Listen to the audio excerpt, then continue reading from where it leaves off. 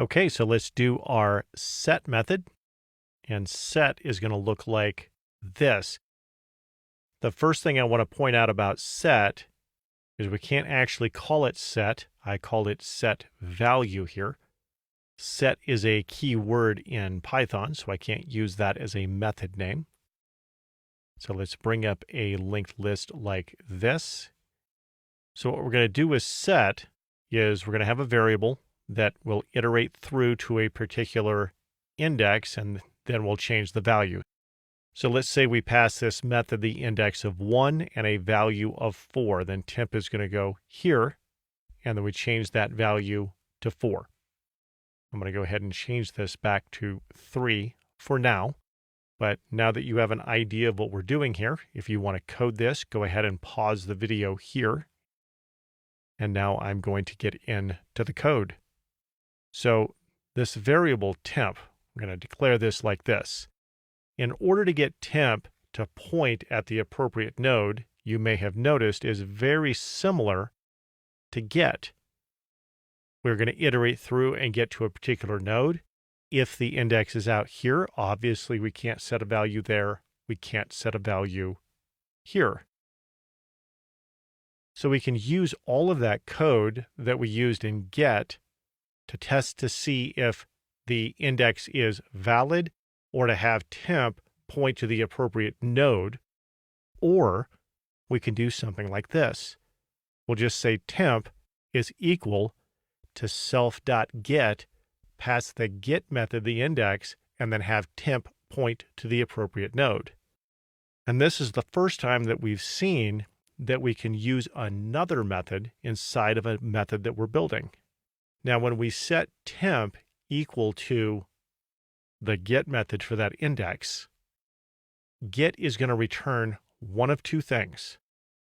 It is either going to return none if it's an invalid index, or it's going to return a node.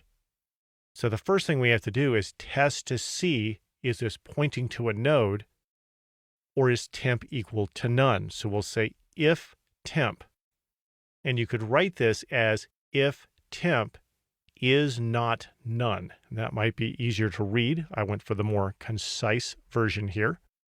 That means that it is pointing to a node and it's not pointing to none.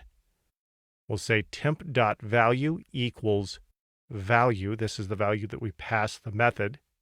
And we had previously said that this value would be 4, so we'll change that value to 4. And then we will return true.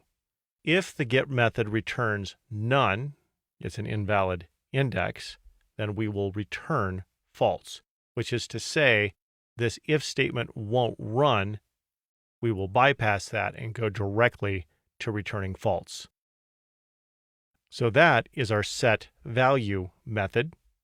It's very concise because most of the code for this is in the get method. Then we're just testing to see what that method returned. So we'll look at this code in a moment in VS Code, and we will build this same linked list that we've been using in this video. Then we will run the set value method with an index of 1 and a value of 4, which will change this node. Okay, so let's flip over to VS Code. So there is our set value method, and this creates that linked list with 11, 3, 23, and 7. So let's just print that list out. And we have 11, 3, 23, and 7. Okay, so what I'm going to do is in between this creation of the linked list and this print list, right in between, I'm going to paste this line here.